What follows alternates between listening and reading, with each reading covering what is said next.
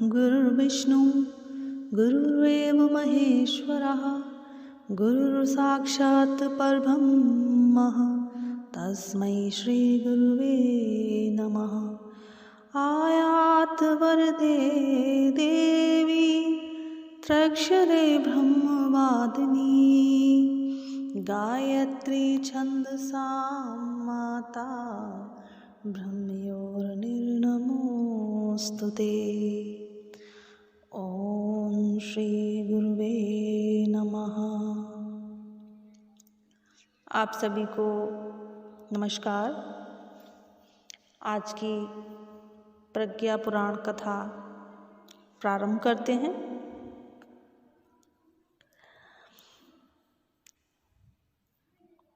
युग देवालय प्रज्ञा पीठों के रूप में बने। ये नारद के पूछे जाने पर भगवान का उत्तर है कि युग देवालय प्रज्ञा पीठों के रूप में बने, वहाँ से सृजनात्मक और सुधारात्मक सभी प्रवृत्तियों का सूत्र संचालन हो, जिससे मनुष्य का स्वरूप एवं भविष्य सुधरे, साथ ही महान परिवर्तन के लिए आवश्यक पृष्ठभूमि भी बनने लगे। युग संधि के ये वर्ष प्रभात की परिवर्तन वेला की तरह है। इसमें अवांछनीयता की गलाई और सदैशता की ढलाई होगी। नए युग में इन्हीं प्रज्ञा की अधिष्ठात्री गायत्री के मंदिर और यज्ञशालाएं बननी चाहिए। उन्हीं के माध्यम से रचनात्मक कार्य चलने चाहिए। महामना मदन मोहन मालवीय कहा करते थे कि ग्रामे ग्रामे सभा कार्या, ग्रामे ग्रामे कथा शोभा, पाठशाला मल्लशाला प्रतिपर्वा महोत्सवा। अर्थात गांव-गांव ऐसे देव मंदिर रहें जहां से न्याय, पर्व संस्कार मनाने, विद्याध्ययन, आरोग्य संवर्धन के क्रिया कार्य चलते रहें। केवल मंदिरों से काम नहीं चलेगा। आद्य शंकराचार्य ने जब मानधाता से यही बात कही तो उन्होंने 4 धामों की स्थापना के लिए अपना अक्षय भंडार खोल दिया। इन तीर्थों के माध्यम से धर्म धारणा विस्तार की कितनी बड़ी सेवा हुई है, इसका मूल्यांकन नहीं किया जा सकता। मंदिर मात्र पलायनवादी श्रद्धा नहीं, कर्मयोगी निष्ठा जगाएं तो ही उसकी सार्थकता है। जब इन देवालयों से जन जागृति केंद्रों के माध्यम से सत प्रवृत्ति संवर्धन की गतिविधियां चलने लगेंगी तो जन जन में प्रखरता का उदय होगा तथा परिवर्तन के दृश्य सुनिश्चित रूप से दिखाई पड़ने लगेंगे। प्रस्तुत समय संधि वेला का है। आज संसार के सभी विद्वान, ज्योतिर्विद, अतीन्द्रिय दृष्टा इस संबंध में एक मत हैं कि युग परिवर्तन का समय आ पहुंचा। परिस्थितियों की विषमता अपनी चरम सीमा पर है। ऐसे में इन युग देवालयों की भूमिका अपनी जगह बड़ी महत्वपूर्ण है। सूरदास जी ने लिखा है, 1,900 के ऊपर ऐसो योग परे, 1,900 के ऊपर ऐसो योग परे, सहस्त्र वर्ष लो सतयुग बीते, धर्म की बेल बढ़े। अर्थात 19वीं शताब्दी के अंत में ऐसा ही परिवर्तन होगा जिसके बाद सहस्त्रों वर्षों के लिए धर्म का, सुख शांति का राज्य स्थापित होगा। संक्रमण वेला में किस प्रकार की परिस्थितियां बनती हैं और कैसे घटनाक्रम घटित होते हैं, इनका उल्लेख महाभारत के वन पर्व में इस प्रकार आता है। ततस्तु मूले संघाते वर्तमाने युग क्षय, यदा चंद्रस्य सूर्यस्य तया तस्य बृहस्पति, एक राशो समिष्यन्ति पर्यत्स्यति तदा कृतं, कालवर्षी च पर्जन्यो नक्षत्राणि शुभानि च। जब एक युग समाप्त होकर दूसरे युग का प्रारंभ होने को होता है, तब संसार में संघर्ष और तीव्र हलचल उत्पन्न हो जाती है। जब चंद्र, सूर्य, बृहस्पति तथा पुष्य नक्षत्र एक राशि पर जाएंगे, तब सतयुग का शुभारंभ होगा। इसके बाद शुभ नक्षत्रों की कृपा वर्षा होगी। पदार्थों की वृद्धि से सुख समृद्धि बढ़ेगी। लोग स्वस्थ होंगे, प्रसन्न होने लगेंगे। ये सब महाभारत के वन पर्व में लिखा हुआ मिलता है। इस प्रकार का ग्रह योग अभी कुछ समय पहले ही आ चुका है। अन्य गणनाओं के आधार पर भी यही समय है। विशिष्ट अवसरों को आपत्तिकाल कहते हैं और उन दिनों आपत्ति धर्म निभाने की आवश्यकता पड़ती है। अग्निकांड, दुर्घटना, दुर्भिक्ष, बाढ़, भूकंप, युद्ध, महामारी जैसे अवसरों पर सामान्य कार्य छोड़कर भी सहायता के लिए दौड़ना पड़ता है। इस समय महामारी काल ही चल रहा है। छप्पर उठाने, धान रोपने, शादी खुशी में साथ रहने, सत प्रयोजनों का समर्थन करने के लिए निजी काम छोड़कर भी उन प्रयोजनों में हाथ बटाना आवश्यक होता है। युग संधि में जागरूकों को युग धर्म निभाना चाहिए। व्यक्तिगत लोभ मोह को गौण रखकर विश्व संकट की इन घड़ियों में उच्च स्तरीय कर्तव्यों के परिपालन को मुख्य भूमिका प्राथमिकता देनी चाहिए। यही परिवर्तन की इस प्रभात वेला में दिव्य प्रेरणा, जिसे अपनाने में हर दृष्टि से हर किसी का कल्याण है। विभीषिकाओं को निरस्त करने और धरती पर पुनः स्वर्गीय वातावरण उत्पन्न कर सकने वाले देव मानवों का सृजन करने का कार्य कठिन तो है, पर उसमें योगदान देने वालों को श्रेय सौभाग्य भी कम नहीं मिलेगा।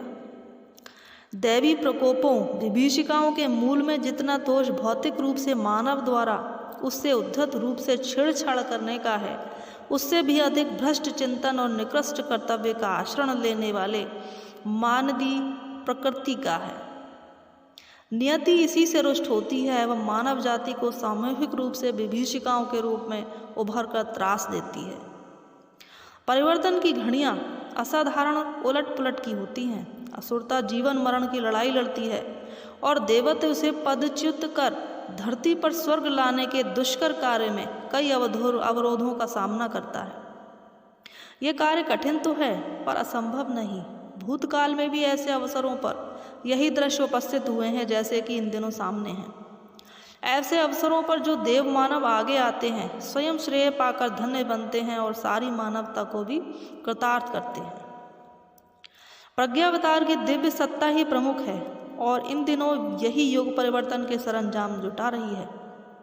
तो भी समग्र कर्तव्य का वहन उसे अकेले नहीं करना है। सेनापति अकेला नहीं लड़ता, सैनिक भी उसके साथ चलते हैं। हाथ अकेला पुरुषार्थ नहीं करता, 10 उंगलियां और 24 पोरे भी अपनी क्षमता के अनुरूप अपने ढंग से उस कर्म कौशल में जुड़े रहते हैं। विगत अवतारों में उसके सामयिक सहयोगियों का अविस्मरणीय अनुदान रहा है। राम अवतरण में लक्ष्मण, हनुमान, अंगद, विभीषण, सुग्रीव, नल नील जैसे वरिष्ठ और सामान्य ऋषि वानरों जैसे कनिष्ठ समान रूप से सहगामी रहे हैं। गिद्ध गिलहरी जैसे अकिंचनों ने भी सामर्थ्य के अनुसार भूमिका निभाई है। कृष्ण काल में पांडवों से लेकर ग्वाल वालों तक सहयोग रहा। बुद्ध के भिक्षु और गांधी के सत्याग्रही कंधे से कंधा मिलाकर जुटे और कदम से कदम मिलाकर चले हैं। भगवान सर्वसमर्थ हैं, वे चाहें तो उंगली की नोक पर पर्वत उठा सकते हैं। बराह नरसिंह की तरह अकेले ही अभीष्ट प्रयोजनों को पूरा कर सकते हैं, किंतु प्रियजनों को श्रेय देना भी होता है। अवतार का एक बड़ा काम है ये। शबरी और कुब्जा जैसी महिलाओं को और केवट और सुदामा जैसे पुरुषों को भी अवतार के सखा सहचर होने का लाभ मिला था। गांधी के सानिध्य में विनोबा और बुद्ध के सहचर आनंद जैसे असंख्यों को श्रेय मिला। भगवान के अनन्य भक्तों में से नारद जैसे देवर्षि, वशिष्ठ जैसे महर्षि और विभीषण जैसे अगणितों को विच्छिन्न यश पाने का अवसर मिला। महानता की अपनी निजी सामर्थ्य है, इसके आधार पर वो स्वयं गर्मियाँ प्रकट करती ही है। साथ ही अपने संपर्क परिकर को भी उन विशेषताओं से धरती पर भरती है और कृतकृत्य बनाती देखी गई है। ये एक परीक्षित तथ्य है। सृजन प्रक्रिया में सहयोग देने वाले कभी घाटे में नहीं रहते। सामयिक रूप से उन्हें कष्ट सहना पड़ता है, लगता है कि घाटे का सौदा है, लेकिन जो परिणाम होता है वो अच्छा ही होता है। पांडवों ने जीवन भर कष्ट सहा, राज सत्ता से उतारे गए, लेकिन नीति से नहीं हटे। भगवान से जुड़े रहे और अंततः उनके सहचर सहयोगी बनकर असुरता के दमन में श्रेय सौभाग्य के अधिकारी बने। चरक ऋषि जिंदगी भर औषधियों के गुण धर्मों का अन्वेषण और पीड़ित मानवता हेतु चिकित्सा पद्धति के निर्माण में जुटे रहे। कष्ट सहने के उपरांत ही वे उस श्रेय को प्राप्त कर सके जो आज आयुर्वेद के प्रणेता के रूप में उन्हें प्राप्त है। राम वनवास की अवधि में सब कुछ साधन सामने होते हुए भी भरत कठोर तपस्वी जैसा जीवन जीते रहे। भाई भावज के वापस अयोध्या लौटने पर राम राज्य स्थापना में सहयोगी बने। उनके त्याग व निष्ठा ने उन्हें भी सहज ही वो श्रेय प्रदान कर दिया जो राम काज में जुड़ने वाले हर देव मानव को मिला था। चंद्रगुप्त और राणा प्रताप कठोर जीवन जीकर ही इतिहास में अपना नाम कमा पाए। नव सृजन में सहयोगी तो बने ही। ये परंपरा हमेशा रही है। जो संघर्ष के समय आगे आता है वही श्रेय सम्मान पाता है। यज्ञ भाग न मिलने के कारण इंद्र कुपित हो गए। उत्तराखंड में अकाल पड़ गया। नरमेघ से ही अकाल टल सकता था। कौन इसके लिए आगे आई, प्रश्न उठा।